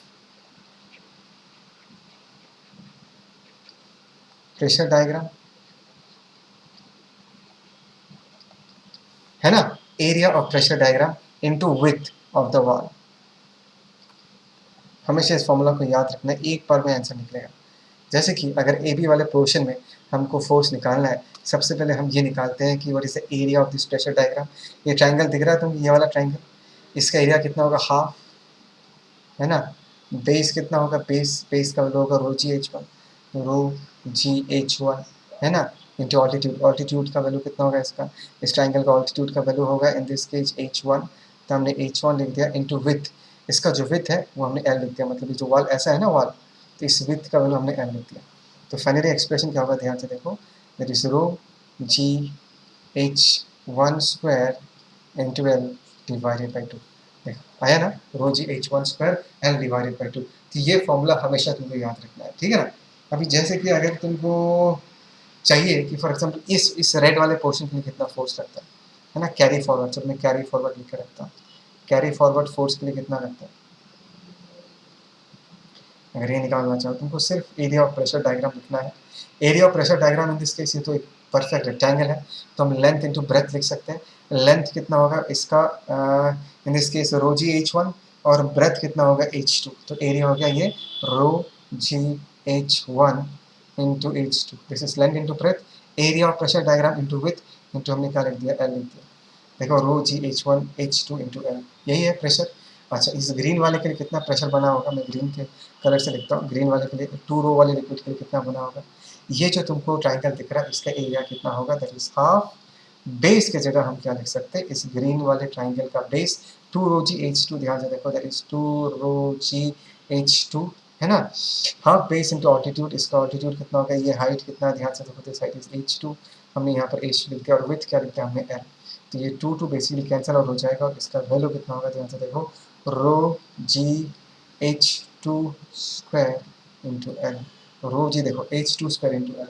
इन्होंने ये जो वैल्यूज निकाला है ना, इंटीग्रेट करके निकाला, देखो मैंने छोटा सा ट्रिक बताया, एक डायरेक्टली ये सारे फोर्स का वैल्यू निकल जाएगा। टोटल फोर्स चाहिए तो हम सारे फोर्सेस को क्या कर देंगे, ऐड कर देंगे। Is that clear. अच्छा, बीसी वाले पोर्शन में अगर फोर्स चाहिए तो हम क्या करेंगे, इस रेड वाले के लिए ये जो कैरी फॉरवर्ड वाला फोर्स है, और ग्रीन वाले डायग्राम के लिए जो फोर्स है, इन दोनों फोर्सेस को हम क्या कर देंगे, ऐड कर देंगे, तो इस नीचे वाले पोर्शन में भी हमको फोर्स पता चल जाएगा। ठीक है, इज दैट क्लियर। तो ये तो हो गया पहला 2 क्वेश्चन का आंसर। एक तो ये पूछा गया था कि एबी वाले पोर्शन में कितना फोर्स लग रहा है, ये बताओ। बीसी वाले पोर्शन में कितना फोर्स लग रहा है, ये बताओ। टोटल फोर्स कितना, वो पूछा गया था, वो भी हमने बता दिया। अभी तुमको point of application of force एक पूछा गया है कि इन सारे फोर्सेस को हमको अगर ऐड करके जो टोटल फोर्स होगा, एक सिंगल फोर्स अगर मैं बनाता हूँ, इस सिंगल फोर्स को हमको कहाँ पर लगाना पड़ेगा जिसका इफेक्ट इन सारे फोर्सेस जैसा ही हो, मतलब इसको हम क्या कहते हैं, point of application of force. ध्यान से देखना है, ठीक है ना, point of application of force. तो लेट अस से जो इस डायग्राम के हिसाब से ही मैं वैल्यूज लिखता हूँ। लेट अस से ये जो हमने ये वाला फोर्स लिखा है, इसको मैं F1 बोलता हूँ, ताकि हम डायग्राम के साथ करस्पॉन्ड कर पाए। और यहाँ पर इन्होंने तो लिखा नहीं है, लेट अस से इसको मैं इस फोर्स को मैं F2 लिखता हूँ, ठीक है ना। एंड लेट अस से इस वाले फोर्स को मैं F3 लिखते हैं। तो टोटल फोर्स क्या होगा, we all know total force होगा, that is nothing but F1 plus हम क्या लिख सकते हैं, F2 लिख सकते हैं, प्लस हम क्या लिख सकते हैं, F3 लिख सकते हैं। ठीक है ना, this is the total force acting on the entire wall. अभी अगर मुझे सिर्फ एक ही फोर्स लगाना है जिसका वैल्यू ये है, तो मुझे कहाँ लगाना हो, ठीक है। ऐसे ऐसे ऐसे केस को निकालने के लिए आपको क्या करना पड़ेगा, ध्यान से सुनना, ठीक है। जैसे से हमने पॉइंट ए को अपना एक्सिस मान लिया, पॉइंट ए के अबाउट इन F1 F2 और F3 के लिए जितना टॉर्क है वो निकाल लेते हैं, ठीक है, वो निकालेंगे हम टॉर्क। एंड ये जो हमने सिंगल F फोर्स लगाया, लेट अस से हम इस A पॉइंट से X डिस्टेंस पे लगाते हैं, तो F फोर्स X डिस्टेंस पे उतना ही टॉर्क क्रिएट करेगा जितना ये तीनों फोर्सेस F1 F2 F3 मिल के क्रिएट करेगा। बात समझ में आया, तो ध्यान से देखो मैं करता हूँ। लेट अस से टॉर्क अबाउट द पॉइंट है, ये जो F1 फोर्स है, ध्यान से देखो ये कहाँ पर लगेगा, ध्यान से देखो ये जो ट्रायंगल दिख रहा है, इस ट्रायंगल को सेंट्रॉइड पे लगेगा, तो ऊपर से कितने डेप्थ में लगेगा, 2h1/3, इसका जो हाइट है वो h1 है, तो ट्रायंगल के सेंट्रॉइड पे लगेगा, कितने पॉइंट ए से कितने डिस्टेंस पे है F1 फोर्स का एप्लीकेशन, दैट इज 2h1/3, तो हम क्या लिख सकते हैं, दैट इज F1 इंटू यहाँ पर क्या लिख सकते हैं, दैट इज 2h1/3। ये हो गया F1 का टॉर्क, प्लस इस फोर्स को अगर मैं F2 बोलता हूँ, ये जो फोर्स है ये तो पूरा देखो, ध्यान से देखो, ये एक रेक्टेंगल है, तो एकदम रेक्टेंगल के बीचों बीच ये फोर्स लगेगा, इसको हमने F2 से रिप्रेजेंट किया था, और इसका हाइट मतलब इस पॉइंट से डिस्टेंस कितना होगा, h1 प्लस h2/2, तो हमने यहाँ पर क्या लिखा, that is h1 plus h2 divided by 2, ये हो गया F2 का टॉर्क। अभी हम क्या करेंगे, F3 का टॉर्क लिखेंगे, ये जो तुमको ग्रीन कलर का ट्रायंगल दिख रहा है वो भी इस पॉइंट में लगेगा, और ये वाला हाइट कितना होगा, ध्यान से देखो, ये टोटल हाइट था h2, तो ये वाला हाइट का वैल्यू कितना होगा, ध्यान से, that is 2h2 divided by 3, है ना। तो अगर मैं यहाँ पर लिखता हूँ, दैट इज F3, ऊपर से कितना हाइट होगा, h1 प्लस 2h2/3, ठीक है ना, तो हमने यहाँ पर लिखा h1 plus 2h2 divided by 3, ये हमने फोर्स लिख के रखा, दैट is the torque about the point है। एंड पॉइंट ए के अबाउट ये जो सिंगल F फोर्स है जिसको हमने इन तीनों को ऐड करके निकाला, उतना ही टॉर्क प्रोड्यूस करेगा। लेट अस से पॉइंट ए से कितना डिस्टेंस नीचे, x डिस्टेंस नीचे ये फोर्स लग रहा है, तो F into x torque produce करेगा, और दोनों का वैल्यू क्या होगा, सेम। F1 F2 F3 का वैल्यू हमने यहाँ पर ऑलरेडी निकाल कर रखा है, F का वैल्यू हमने यहाँ पर निकाल कर रखा है। यहाँ से हम डायरेक्टली क्या निकाल सकते हैं, यहाँ से हम डायरेक्टली x का वैल्यू निकाल सकते हैं। बात समझ आया मैंने क्या कहा, यहाँ से हम डायरेक्टली x का वैल्यू निकाल सकते हैं। तो this is how we find out कि अगर मुझे सिर्फ एक ही फोर्स लगाना है तो उसको कहाँ पर लगाना है, point of application of force. Is that clear? बहुत अच्छा क्वेश्चन था। ऑब्वियसली पूरा क्वेश्चन एग्जाम में ये लोग पूछेंगे नहीं, इस पूरे क्वेश्चन का कोई भी एक छोटा सा पार्ट पूछा जा सकता है। मैंने तुमको जितना सारा कंसेप्ट इन्वॉल्व है सब बता दिया, ठीक है। नेक्स्ट बारी आता है आर्किमिडीज प्रिंसिपल। सबको पता है फोर्स ऑफ बायनेंसी का जो कंसेप्ट है यहाँ से जनरेट होता है, तो ज़्यादा टाइम वेस्ट नहीं करेंगे, सीधा सीधा तुमको ये याद दिलाता हूँ कि फोर्स ऑफ बायनेंसी होता क्या है। फोर्स ऑफ बायनेंसी का जो एक्सप्रेशन है इन स्टैटिक लिक्विड है भाई, अगर लिक्विड मूव करेगा ना तो एक्सप्रेशन बदल जाएगा। फोर्स ऑफ बायनेंसी का जो formula in static liquid that is nothing but the weight of liquid, याद है ना क्या है, डिस्प्लेस्ड, ठीक है ना, that is wait of liquid displaced. इसी रिलेशन को हम यूज़ करेंगे आगे जाके, सीधा सीधा प्रॉब्लम के थ्रू अपने कंसेप्ट को रिवाइज करते हैं। फिर से what is buoyancy, is nothing but the weight of liquid displaced, ठीक है ना। तो इस क्वेश्चन को देखते हैं, थोड़ा छोटा कर देता हूँ। ओके, क्वेश्चन ऐसा है कि कॉपर पीस ऑफ मास 10 ग्राम, मैं वैल्यूज यूज़ नहीं करूँगा, ठीक है ना, मैं सिर्फ एम यूज़ कर दूँगा। इसका एम मास है, suspended by vertical spring, the spring elongates 1 centimetre, इसको मैं x सेंटीमीटर्स मान के करूँगा, कैलकुलेशन करूँगा तो it will take time. Over its natural length to keep the piece in equilibrium, a beaker containing water is now placed below the piece so as to immerse the piece completely in water. अच्छा ठीक है, बात समझ में आ रहा है। पहला scene ऐसा है कि हमने एक स्प्रिंग के साथ इसको अटैच करके रखा है, m ब्लॉक मास है और इसमें एक्सटेंशन कितना आया था, x एक्सटेंशन आया था। तो सेकेंड केस में हमने क्या किया है, बीकर कंटेनिंग वाटर, ध्यान देना, is now placed below the piece so as to immerse the piece completely in water. अभी सेकेंड केस में हमने क्या किया है, वही स्प्रिंग, वही ब्लॉक एम मास का, है ना, लेकिन इस बार हमने इसके साथ एक बीकर भी रखा और इसको हमने कम्प्लीटली इमर्स करके रखा, इट्स कम्प्लीटली इमर्स्ड।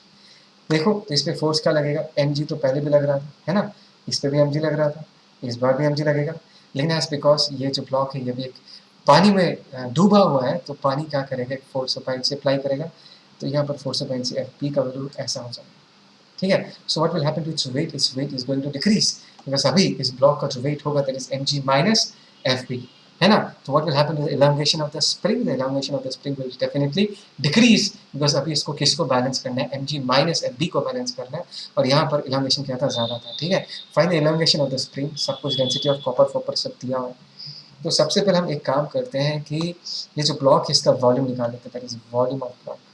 मैं ब्लॉक का वॉल्यूम क्यों निकालना चाहता हूँ, बिकॉज इस बात को समझो कि जब ब्लॉक को डुबाया गया था उस लिक्विड में, तो ब्लॉक का खुद का वॉल्यूम जितना है उतना ही वॉल्यूम ऑफ लिक्विड, उतना ही वॉल्यूम ऑफ पानी इस ब्लॉक ने हटाया था, भगाया था, डिस्प्लेस किया था। तो पहले हम इसका वॉल्यूम लिख लेते हैं, इस ब्लॉक का वॉल्यूम कितना होगा, mass by density, density this is basically copper piece, तो कॉपर ब्लॉक का डेंसिटी हमने ये मल्टीप्लाई कर दिया तो हमको ब्लॉक का वॉल्यूम पता चल गया।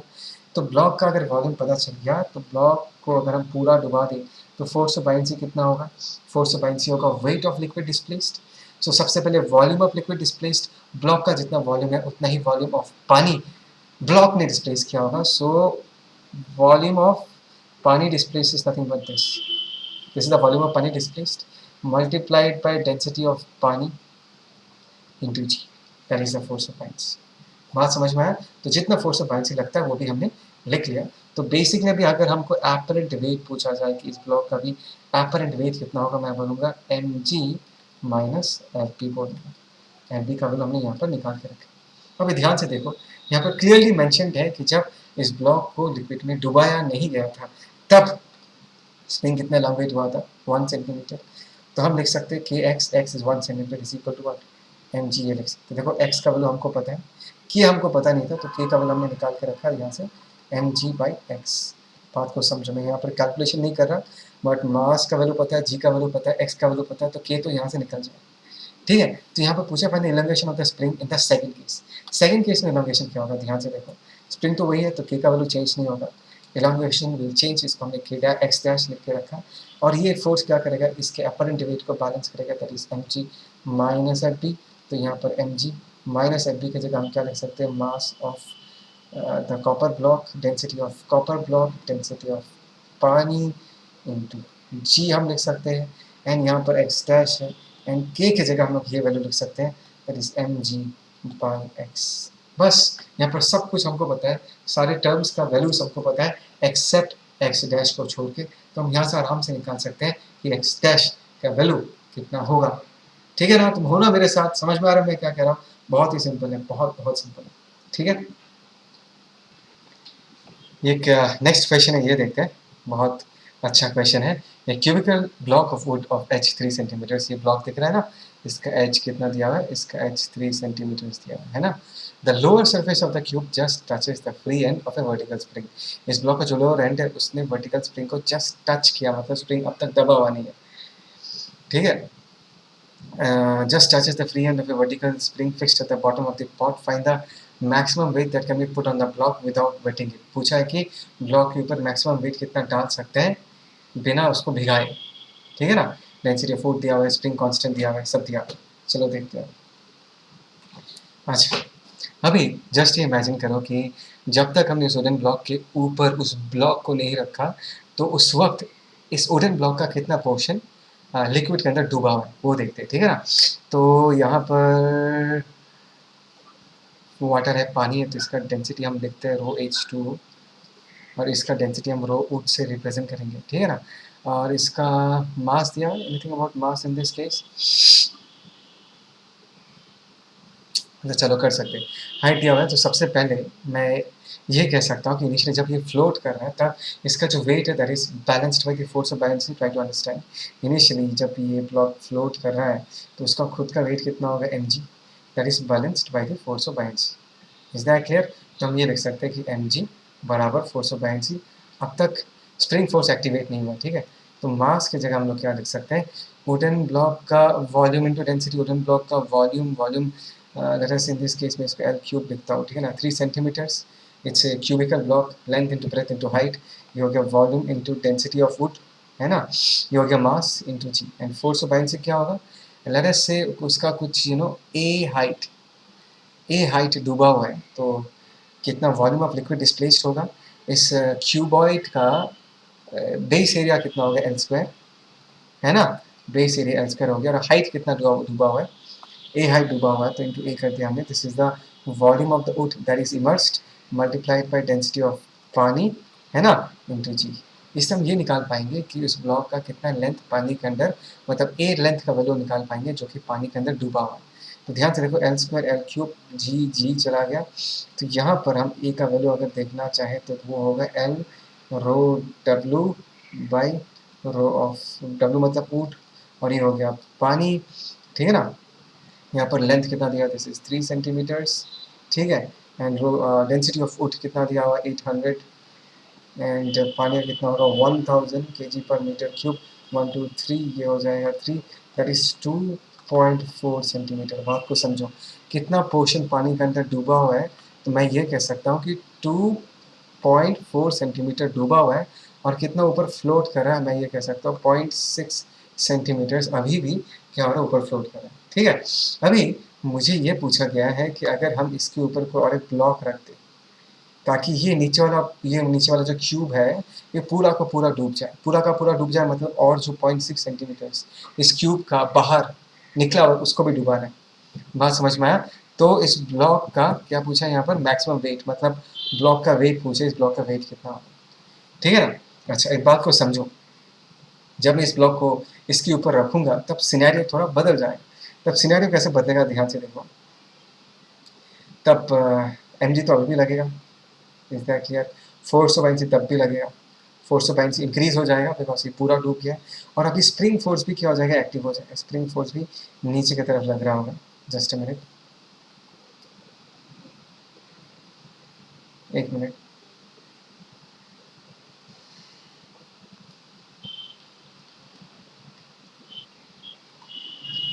ओके तो मैं ये कह रहा था कि mg और fb तो लगेगा ही, इसके साथ साथ क्या होगा, ध्यान से देखो, एज बिकॉज ये 0.6 सेंटीमीटर्स नीचे दब गया तो स्प्रिंग फोर्स भी लगेगा ऊपर की तरफ, राइट, और उसका वैल्यू कितना होगा k इंटू जितना सेंटीमीटर से नीचे दब गया। इन दिस केस मैं इसका वैल्यू अभी पुट करूँ या नहीं वही सोच रहा हूँ, चलो ठीक है मैं इसको x मान के करता हूँ, लास्ट में इसका वैल्यू पुट कर दूँगा। x का वैल्यू हमको पता है, बिकॉज ये ब्लॉक जितना नीचे डूबेगा ना उतना ही वो स्प्रिंग को क्या करेगा, कंप्रेस करेगा।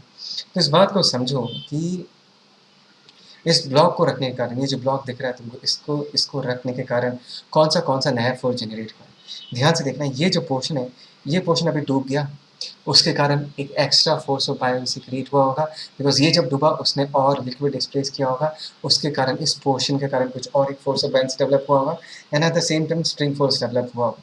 तो ये जो स्प्रिंग फोर्स है और जो extra force of buoyancy create हुआ है, ये दोनों मिलकर इसके वेट को बैलेंस करेगा। ये जो नया ब्लॉक है, ब्लैक कलर का ब्लॉक, इसके वेट को बैलेंस करेगा। तो एक एक करके पहले निकालते हैं। वो स्प्रिंग फोर्स तो हमको पता है कि स्प्रिंग फोर्स का वैल्यू कितना है, मैं यहाँ पर वैल्यूज पुट नहीं करूँगा। के का वैल्यू दिया हुआ है, right, for 50 Newton per metre, and x का वैल्यू दिया हुआ है, दैट इज 0.6 सेंटीमीटर से डूब जाएगा। जो नया फोर्स ऑफ बायोन्सी, मतलब मैं चलो एक्स्ट्रा लिखता हूँ, एक्स्ट्रा मतलब जो extra force of buoyancy create हुआ है, because 0.6 centimetres of height of that cubical block is now immersed inside water, उसके कारण एक extra force of buoyancy create हुआ होगा। So what is a new volume of liquid which is displaced. इसका मैंने तो जो बेस है, बेस का एरिया कितना होगा उसको हम L² लिख सकते हैं, है ना, और हाइट दैट इज 0.6 को हमने x लिख के रखा, तो यहाँ पर मैंने x लिख के रखा। So this is the extra volume of liquid which has been displaced. Density of water क्या लिख सकते हैं हम लोग, H2O × G। So this is the weight of the liquid displaced, this is the extra weight of the liquid displaced. और ये दोनों forces मिलकर इसके वेट को, ये जो एक्स्ट्रा ब्लॉक है इसके वेट को बैलेंस कर रहा होगा। तो हम ये लिख सकते हैं यहाँ पर दिस इज KX प्लस यहाँ पर हम क्या लिख सकते हैं, that is L² x × rho of पानी, है ना, into G। This are the extra forces which are created, जो तुम्हारे नए ब्लॉक के वेट को क्या करेगा, बैलेंस करेगा। तो यहाँ से हम आराम से निकाल सकते हैं वेट ऑफ द ब्लॉक। इसमें लेफ्ट हैंड साइड में जितना कुछ टर्म्स तुमको दिख रहा है, सबका वैल्यूज हमको पता है ना। ठीक है, आगे बढ़े। नेक्स्ट एग्जाम्पल 10 देखते हैं। 10 में क्या बोला, देखो, cylindrical block of wood of mass capital M is floating is in water with its axis vertical। ठीक है, समझ में आया कि एक वुडन ब्लॉक है in the shape of a cylinder. चलो ठीक है, सिलिंड्रिकल शेप का वुडन ब्लॉक बना तो ऐसे, है ना, और ये क्या कर रहा है, ये पानी में फ्लोट कर रहा है। बात को समझो, ठीक है। इसके रेडियस को मैं R मान लेता हूँ, एंड इसका मास कैपिटल M दिया हुआ है, बढ़िया है। It is depressed a little and then released. इसको हमने थोड़ा पकड़ा, उसको डुबा दिया, डुबा के फिर छोड़ दिया। तो खुद सोचो, ये वुडन जो सिलेंडर है वो क्या करेगा, ऊपर नीचे ऑसिलेट करते रहेगा। एंड पहले क्वेश्चन में ये पूछ रहा है कि ये पहले बताओ कि ये सिंपल हार्मोनिक होगा, और इसका फ्रीक्वेंसी पूछा गया। ठीक है, बढ़िया है, कोई इशू नहीं है इसमें।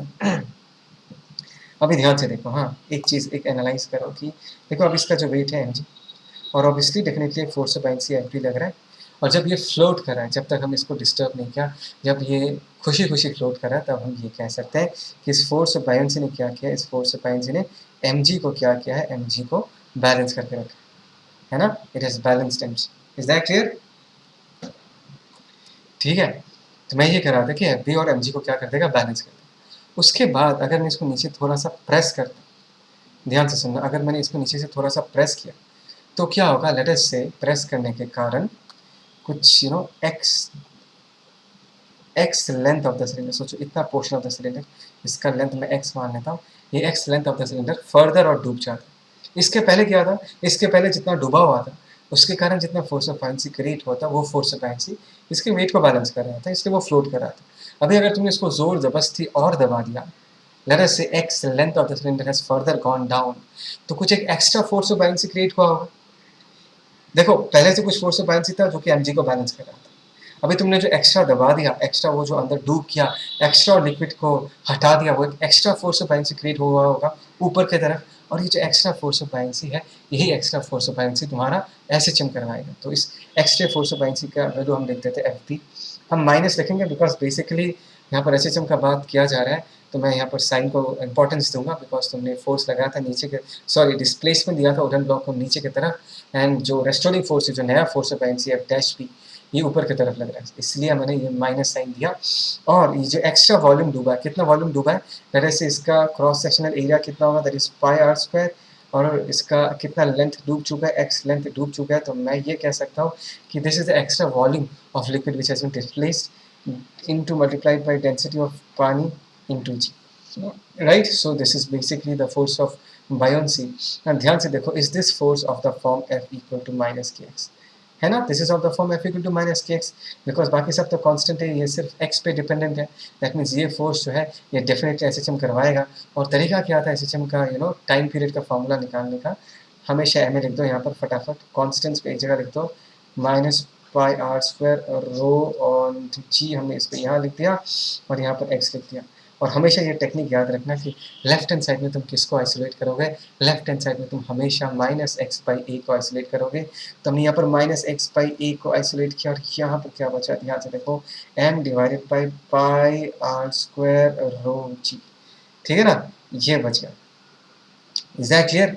तो ये जो -x/a का हमने वैल्यू निकाला, इस वैल्यू को हमको सिंपली क्या करना है, टाइम पीरियड के फॉर्मूला के अंदर डाल देना। अगर हमको टाइम पीरियड पूछा जाए फिर इस m divided by pi R square rho G, ये हमने टाइम पीरियड निकाला।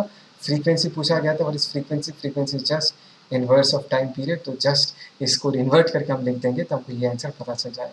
सो yes, this will perform S H M, और उसका टाइम पीरियड, उसका फ्रीक्वेंसी हम बहुत आसानी से निकाल सकते हैं। Is that clear? पक्का? आगे बढ़े? ओके, इस क्वेश्चन को देखते हैं नेक्स्ट। ये भी एक अच्छा क्वेश्चन है। देखो, a large block of ice of cuboid of length L, इसका लेंथ L है, एंड डेंसिटी ऑफ आइस दिया हुआ है 0.9 times the density of water as a large vertical rod, एक बड़ा सा गड्ढा बना हुआ है। Around its exist the block is floating in a lake, एक लेक में ब्लॉक क्या कर रहा है, फ्लोट कर रहा है, ठीक है। मतलब H height of the block is above the surface of water and L minus H, कितना डूबा हुआ है, अगर ये L एच ऊपर है तो अंदर पानी के अंदर कितना होगा, L माइनस एच डूबा हुआ है, तो फाइंड आउट। तो यहाँ पर यहाँ तक तो पानी होगा, राइट। इस गड्ढा, यहाँ पर जो गड्ढा है, गड्ढे में भी तो यहाँ तक पानी राइज कर जाएगा। तो find out the length of the rope required to raise the bucket of the water through the hole, मतलब कितना अंदर तक हमको रस्सी का लेंथ चाहिए होगा ताकि हम यहाँ से पानी निकाल पाए। मतलब मुझे बेसिकली एच का वैल्यू पूछा गया, ठीक है। इट्स वेरी सिंपल, देखो it's very very simple. Late us से जितना एरिया, अगर मैं इसका एरिया देखूँ, लेट अस से जो ये एरिया इसको मैंने ए मान लिया, सो what is the weight of this cube, ये जो क्यूब इसका वेट कितना होगा, इसका एरिया इंटू इसका हाइट कितना है L, right, density of ice into G, ठीक है। दिस इज द वेट, और ये फ्लोट कर रहा है, इसका मतलब इसका जो वेट है, इस वेट को किसने बैलेंस कर दिया होगा, इस वेट को फोर्स ऑफ बायंसी ने बैलेंस कर दिया होगा। तो नेक्स्ट बारी है force of buoyancy F B लिखने का। एफ बी का वैल्यू हम क्या लिख सकते हैं, ध्यान से देखो, उसने कितना वॉल्यूम ऑफ पानी डिस्प्लेस किया। देखो क्रॉस सेक्शनल एरिया तो यही रहेगा, लेकिन डूबा हुआ कितना, देखो L माइनस एच, लेंथ डूबा हुआ है, तो cross sectional area into L minus H. So this is the volume of liquid which has been displaced multiplied by density of पानी into G, this is the force of buoyancy. And basically, as because this particular block of ice is floating, weight and FB they would have balanced each other। तो अगर हम दोनों को equate कर दिया, हमको क्या मिलेगा, देखो AL rho of ice into G ये है, और यहाँ पर हम क्या लिख सकते हैं, इज A इंटू क्या लिख सकते हैं, is L minus H, and rho of पानी इंटू जी। बहुत सारा चीज़ें कर जाएगा, ए कट जाएगा, जी कट जाएगा, तो यहाँ पर क्या बचा है, ध्यान से देखो, L into rho of ice is what 9/10 times the rho of water. So 9/10 times the rho of water हमने ऐसा लिख दिया, और यहाँ पर क्या, that is L minus H into rho of water, ठीक है। अभी इस रिलेशन को सॉल्व करोगे तो एच का वैल्यू तुमको आराम से मिल जाएगा यहाँ से, और आंसर कितना आता है L/10। सो इस क्वेश्चन को तुमको ऐसे करना है। Is that clear? पक्का समझ आया? मैं जो स्टार्टिंग से तुमको कह रहा था कि सारे फॉर्मूलाज स्टैटिक लिक्विड के लिए वैलिड है, एक्सीलरेटेड फ्लूइड में कहानी अलग हो जाएगा, हम अभी उसी चीज़ को लेकर डिस्कस करेंगे। अभी देखो सीन क्या है कि हमारे पास एक कंटेनर है जिसके अंदर लिक्विड है, और उसको हमने लिफ्ट के अंदर रखा है, the lift is moving up with an acceleration of A0।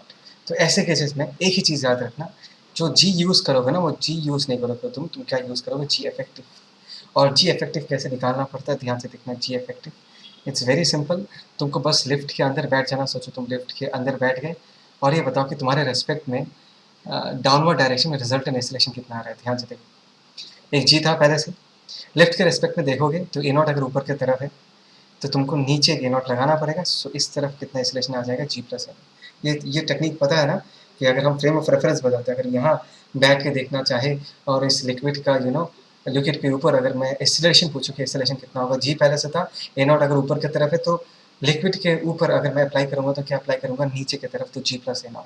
हमेशा इस चीज़ को याद रखना, ठीक है ना। सो इन दिस केस अगर ये G+A0 हो गया, और अभी तुमको अगर कोई पूछता है तो प्रेशर का वैल्यू कितना होगा, देखो प्रेशर का वैल्यू क्या लिख के रखा है यहाँ पर उन्होंने, P equal to rho G+A0 into H. समझ में आया? देखो G+A0 हमेशा नहीं होगा, अगर ये लिफ्ट A0 एक्सेलरेशन से ऊपर नहीं जाके नीचे जाता, तब जी इफेक्टिव का वैल्यू क्या होता है, जी इधर लगता, और एक्सेलरेशन फ्रेम का नीचे की तरफ है, तो लिक्विड के पार्टिकल पे इधर लगाते ऊपर की तरफ, तब उसका एक्सेलरेशन क्या होता है, G-A0। ठीक है, ये याद रखना। अभी अगर फॉर एग्जाम्पल कोई ऑब्जेक्ट डूबा हुआ है ना, इस पर कुछ फोर्स ऑफ बायंसी लग रहा है, इस force of buoyancy F B का वैल्यू हम कैसे लिखेंगे, ध्यान से देखो, F B that is equal to weight of the liquid displaced. Weight कितना होगा इसका, वॉल्यूम कितना होगा, इसके चलो वॉल्यूम वी लिख देता हूँ मैं, V is the volume of the object multiplied by, क्या लिखेंगे हम in this case, multiplied by density of the liquid, rho कर दिया, इनटू जी, जी के साथ मल्टीप्लाई नहीं करोगे, अभी किसके साथ मल्टीप्लाई करोगे, जी प्लस ए नॉट के साथ मल्टीप्लाई करोगे। मतलब सिंपली तुमको क्या करना है, जी को रिप्लेस करके जी इफेक्टिव पुट करना है, G plus A naught, rho into B हम क्या लिख सकते हैं, mass of the liquid displaced into G plus A naught. Mass समझ आया, ये एम क्या है, this is mass of liquid displaced. हमेशा याद रखना इस चीज़, ठीक है ना। तो ये तो एक चीज़ है, देखो फोर्स ऑफ बायंसी का एक्सप्रेशन मैंने यहाँ पर लिख के दिया है, बी इक्वल टू, है ना, M bracket G plus A naught, बहुत क्लियरली उन्होंने अच्छे से ये लिख के दिया है। अभी what will happen with the free surface of the liquid if the liquid is accelerating. देखो हम अपने कॉमन सेंस से कह सकते हैं कि ये वेसल अगर ए नॉट से राइट की तरफ एक्सेलरेट करेगा, इस तरफ पानी चढ़ जाएगा, इस तरफ पानी दब जाएगा, ठीक है। तो अभी अगर पूछे कि अभी ये हॉरिजॉन्टल के साथ कितना एंगल बनाता है, तो तुमको कुछ नहीं करना, ये टेक्निक हमने पहले भी यूज़ किया था। कोई एक पार्टिकल लो, इसके ऊपर खुद का एक एम लग रहा होगा इस तरफ, एंड सूडो फोर्स लग रहा होगा इस तरफ। You agree with this? हमने कहाँ से सॉल्व किया, हमने यहाँ बैठ के सॉल्व किया, ठीक है ना। इस एक्सीलरेटेड फ्रेम ऑफ रेफरेंस से सॉल्व किया, तो हमको एक सूडो फोर्स भी लगाना पड़ेगा। और हमको ये पता है कि इन दोनों का जो रिजल्टेंट आएगा, ध्यान से सुनना, इन दोनों का जो रिजल्टेंट आएगा, it has to be perpendicular to the surface of the liquid, because liquid के सरफेस पे जो फोर्स लगता है, it is always perpendicular to the surface of the liquid, ठीक है ना। तो ये एंगल अगर थीटा है, तो ये एंगल भी थीटा होगा, ध्यान से देखो, ये थीटा है तो ये कितना होगा, 90 माइनस थीटा, तो ये हो जाएगा थीटा। इस थीटा का वैल्यू अगर हम लिखना चाहें, हम क्या लिखेंगे, that is tan theta, that is equal to what, perpendicular, perpendicular मतलब M A naught, that means हम यहाँ पर एम ए नॉट लिख सकते हैं, बाय बेस, बेस की जगह हम क्या लिख सकते हैं, M G, they will basically get cancel out. तो यहाँ पर हमको टेन थीटा का वैल्यू क्या मिल रहा है, हमको यहाँ पर टेन थीटा का value A naught by G मिल रहा है। Is that clear? Tan theta का वैल्यू हमको क्या मिला, A naught by G. And theta is what? Theta is basically the angle made by the surface of the liquid with the horizon. बहुत simple सा है, आई थिंक सो तुमको ये पता भी होगा। तो ये रिलेशन जो है बहुत बहुत ज़रूरी है, बहुत जगह काम में आता है। एक छोटा मैं क्वेश्चन भी करके दिखाता हूँ कि इस कैसे यूज़ किया जाता है। देखो यहाँ पर क्वेश्चन क्या है, an open rectangular tank 1.5 metre wide, 2 metre deep and 2 metre long. एक minute 2 metre deep, 2 metre long, यहाँ पर लेकिन 3 मीटर दिया हुआ है, यहाँ पर डायग्राम में थोड़ा सा मिस्टेक है, चलो ठीक है कोई नहीं। लेट अस से ये पूरे लेंथ को मैं 2 मीटर मानता हूँ, ठीक है ना, इस लेंथ को मैं 3 मीटर मानता हूँ, चलेगा, ठीक है। आई थिंक सो यहाँ पर क्वेश्चन में थोड़ा सा गलती किया हम लोगों ने। It is accelerated horizontally at 3.27 metre per second per, ये एक्सीलरेशन है उसका। In the direction of its length determine the depth of the water at each end of the tank, ठीक है। अच्छा ये भी देखना कि ये जो टैंक है वो इनिशियली हाफ फिल्ड था, मतलब देखो ये जो लेवल तुमको दिख रहा है, this is the initial level of water, right. अब जब ये एक्सीलरेट करेगा, ये वाला लेवल उठ जाएगा, जैसे ये मैंने x मान लिया, ये हाइट x उठ गया, तो यहाँ पर x डिस्टेंस क्या जाएगा, उतर भी जाएगा। देखो ये थीटा है तो ये भी थीटा होगा, ये 3 मीटर है तो ये डिस्टेंस कितना होगा, दिस इज 1.5 मीटर्स। ये डायग्राम में दिख नहीं रहा, बट एक्चुअली में ये 1.5 मीटर्स ही होगा, एकदम बीचों बीच से पास करेगा। ये थीटा है, ये एंगल 90 डिग्री है, ये एंगल भी 90 डिग्री है, ठीक है ना। तो ये एंगल और ये एंगल भी क्या होगा, सेम होगा। तो ये जो लाइन है, इस हॉरिजॉन्टल लाइन को क्या करेगा, बाइसेक्ट करेगा, तो ये 1.5 मीटर्स, ये भी 1.5 मीटर्स होगा। अच्छा ये जो थीटा और इस theta is basically the angle made by the surface of the liquid with the horizontal, जिसका वैल्यू जस्ट हमने निकाल के रखा, दैट इज tan theta equal to a by G. A की जगह हम क्या पुट करेंगे 3.27, एंड जी की जगह हम लोग क्या पुट करेंगे यहाँ पर 9.81। मैं मेहनत नहीं करूँगा ज़्यादा कैलकुलेशन से, देखो tan थीटा 1/3 आता है, तो tan थीटा का वैल्यू हमने 1/3 लिख के रखा है, ठीक है ना। तो x का वैल्यू कितना होगा, इस छोटे से ट्राइंगल से हम x का वैल्यू निकाल सकते हैं। tan थीटा की जगह हम लोग 1/3 लिख सकते हैं, is equal to perpendicular x by base की जगह हम लोग क्या लिख सकते हैं, इन दिस केस 1.5, है ना। तो x का वैल्यू कितना होगा, ध्यान से देखो,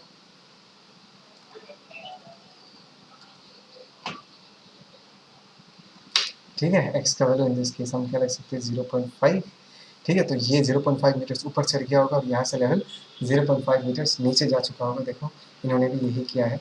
सो be very very careful, this is how we use this concept tan theta equal to a by G in solving problems, ठीक है, पक्का?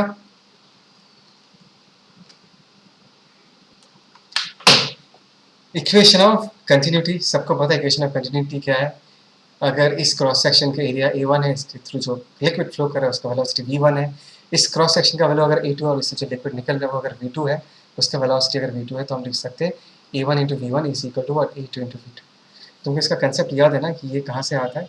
ये इस लॉजिक से आता है कि एक क्रॉस सेक्शन से जितना लिक्विड अंदर घुसेगा, दूसरे क्रॉस सेक्शन से उतना ही मास ऑफ लिक्विड बाहर निकलेगा।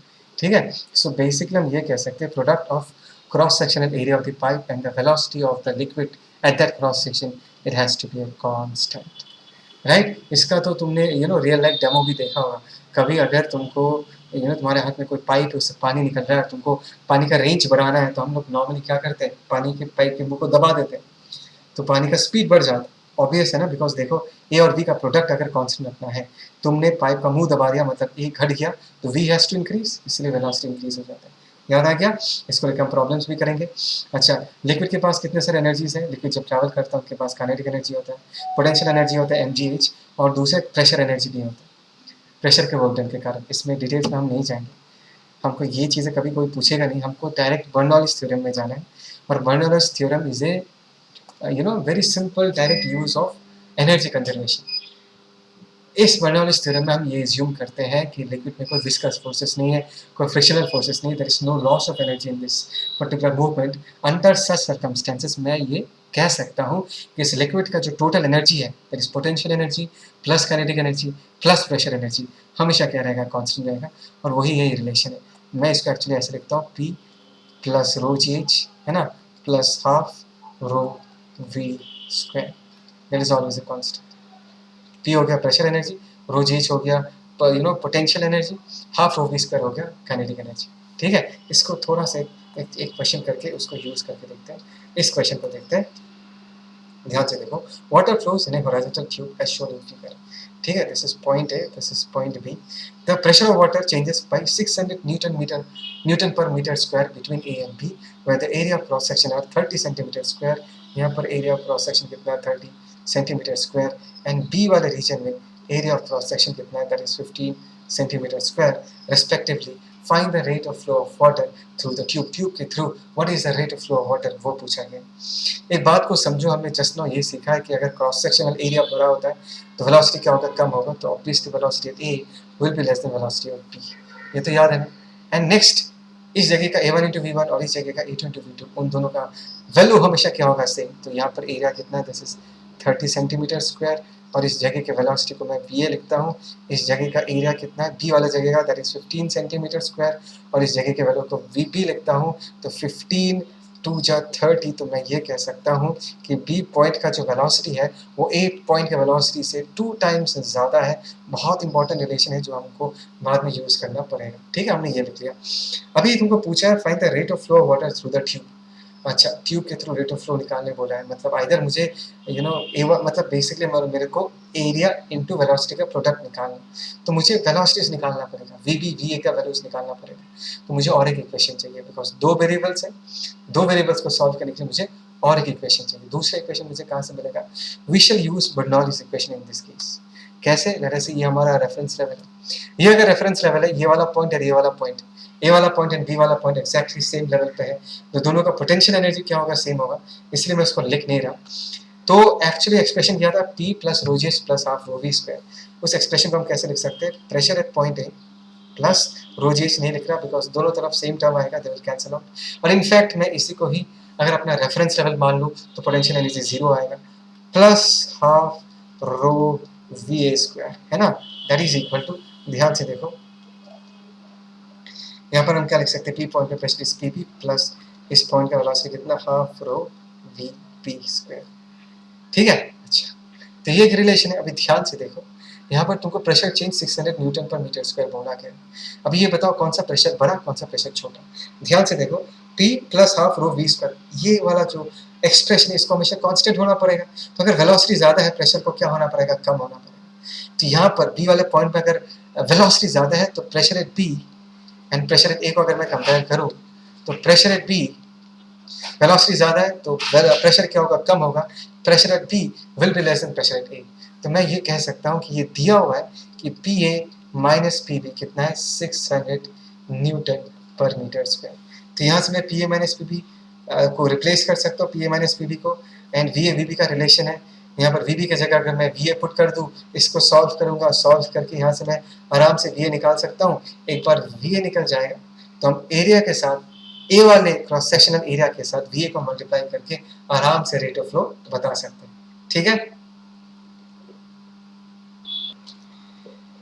ये इस वीडियो का लास्ट क्वेश्चन है। मुझे पता है मैंने तुमको बहुत ग्रिल कर लिया, अगर अब तक हो मेरे वीडियो के साथ तब तो बढ़िया है यार, तुम्हारा प्रॉपर फ्लूइड मैकेनिक्स रिवाइज हो गया। इधर से द लास्ट क्वेश्चन, लोड मत लेना, इसमें बहुत सारे कंसेप्ट्स हैं, इसमें बाकी जितने सारे कंसेप्ट्स हैं सारा रिवाइज हो जाएगा। देखो, cylindrical container of cross sectional area A, बढ़िया है, इसका क्रॉस सेक्शनल एरिया ए दिया हुआ है, is filled up with water up to height of h height तक भरा हुआ है। वाटर में एग्जिट थ्रू टैप, बढ़िया से टैप बना हुआ है, उसका क्रॉस सेक्शनल एरिया ए दिया हुआ है। In the bottom of the container find out the velocity of water just after opening the tap. Tap खोलने के साथ साथ यहाँ पर वेलोसिटी v2 दिया हुआ है। पानी यहाँ से निकलेगा तो यहाँ से जो टैंक का जो पानी का लेवल है वो भी नीचे आएगा, उसका वेलोसिटी हमने v1 लिख के रखा। ठीक है, अभी मैं डायरेक्टली क्वेश्चन करता हूँ। यहाँ पर a1 इंटू v1 और यहाँ पर a2 इंटू v2 दोनों इक्वल होगा बाई इक्वेशन ऑफ कंटिन्यूटी। तो हम ये लिख सकते हैं यहाँ पर for example a into v1 should be equal to छोटा a इंटू v2, ये लिख सकते हैं। दूसरा हम क्या कर सकते हैं, अगर मैं इसको अपना डेटम लेवल मान लूँ, लेवल 2 को अगर मैं डेटम लेवल मान लूँ तो लेवल 2 एंड लेवल 1 के बीच में बर्नौलीज इक्वेशन लगा सकता हूँ। ठीक है, ध्यान से देखो, ये वाला जो टॉप सरफेस है this is open to the atmosphere, तो यहाँ का प्रेशर भी क्या होगा, पी ए होगा, और इस टैप का जो मुंह है that is also open to the atmosphere, तो यहाँ का प्रेशर भी क्या होगा, पी ए होगा। तो बर्नौलीज इक्वेशन लगाऊंगा तो क्या लगाऊंगा, P A plus this level 1 is at height of H, तो मैं क्या लिख दूंगा रो जी एच, प्लस यहाँ पर हम क्या लिख देंगे that is half rho v1 square, ये कंप्लीट इक्वेशन हो गया। और यहाँ पर हम क्या लिखेंगे, pressure P A, potential energy zero, because उसी लेवल को हम अपना रेफरेंस लेवल माने हैं, रोजिस प्लस हाफ रो, इसका वेलोसिटी हमने क्या लिखते हैं v2 स्क्वायर लिखते हैं। ठीक है ना, देखो पी ए चला गया, हमको चाहिए कि v2 का वैल्यू कितना है, तो हमको v1 को रिप्लेस करना पड़ेगा। ध्यान से देखो, rho ji h plus rho by 2, v1 square को अगर मैं रिप्लेस करूँ, v1 स्क्वायर कहाँ गया, तो मैं लिख सकता हूँ छोटा a square v2 square divided by capital a square, ये लिख सकता हूँ। ठीक है ना, and this is half rho v2 square. इसको थोड़ा सा देखते क्या क्या कैंसिल आउट होगा, रो कैंसिल आउट हो जाएगा।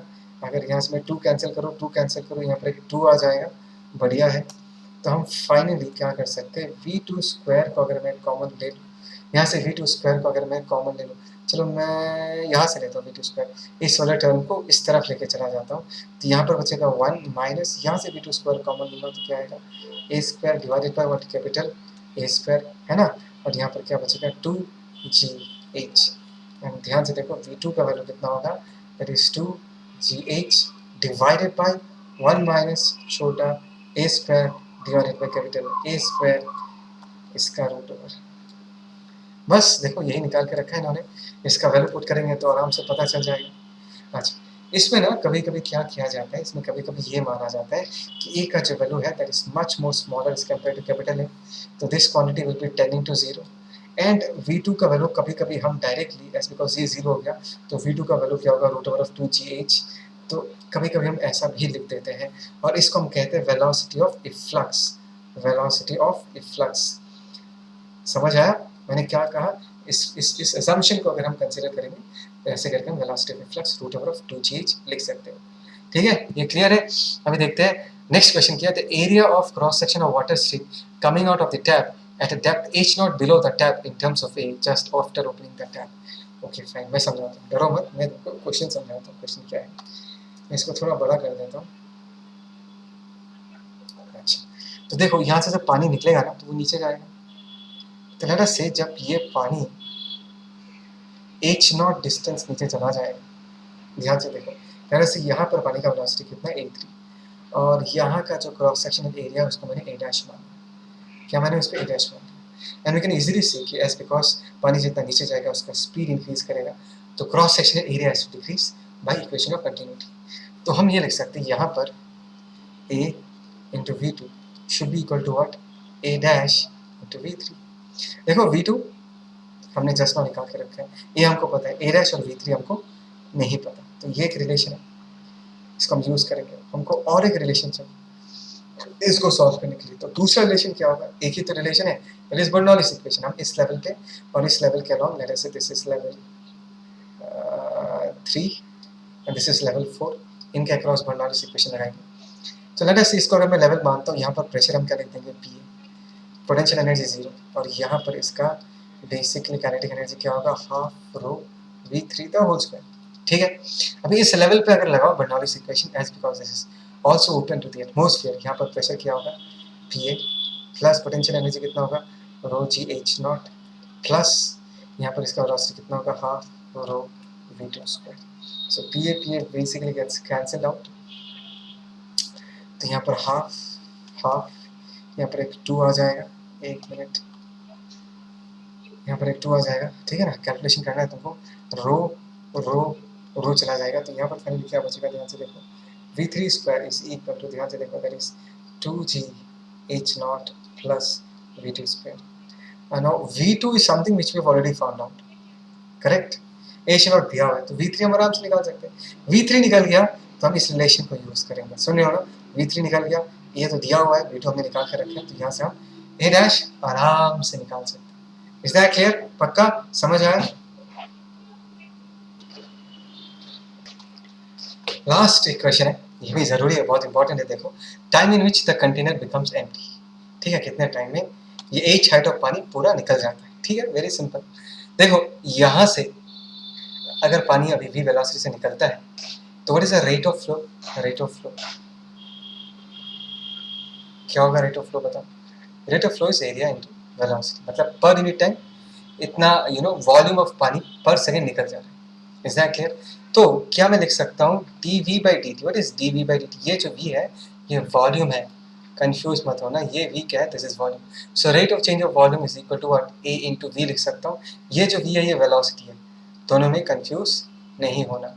ठीक है, तो rate of flow is a into v, मतलब पर यूनिट टाइम कितना वॉल्यूम निकल रहा है, कितना वॉल्यूम ऑफ पानी निकल रहा है, वही उसी रेट से इस टैंक का जो पानी है वो घट रहा होगा, उसका वॉल्यूम चेंज हो रहा होगा, तो हमने v लिख के रखा है। ठीक है, सो अभी मैंने ये मान के रखा है, लेट अस से कि अभी जो ये हाइट, लेट अस से पानी नीचे जा रहा है ना, अभी मैंने माना कि चलो पानी का हाइट कितना x है, तो what is the volume of pani now inside the container, that is cross sectional area a into x, that is a into velocity, मतलब यहाँ से जो पानी निकल रहा है वेलोसिटी ऑफ रिफ्लक्स, उसको हम क्या लिख सकते हैं, दैट इज 2gx लिख सकते हैं। तो ध्यान से देखो हम क्या करेंगे, यहाँ पर a को हमने बाहर रख दिया, ठीक है, dx इधर है, correct, dx dt of x मतलब dx by dt होगा, तो dx को हमने रख दिया यहाँ पर, और a into रूट 2gx, और dt को हम यहाँ लेके चले। ठीक है, अभी हम क्या कर सकते हैं, ध्यान से देखो, यहाँ पर dx by रूट x, ये जो x है रूट x को हमने इधर लेके आ गए इस तरफ, और यहाँ पर देखो a बाई कैपिटल A, यहाँ पर क्या बचेगा 2g, और यहाँ पर टाइम हो गया dt।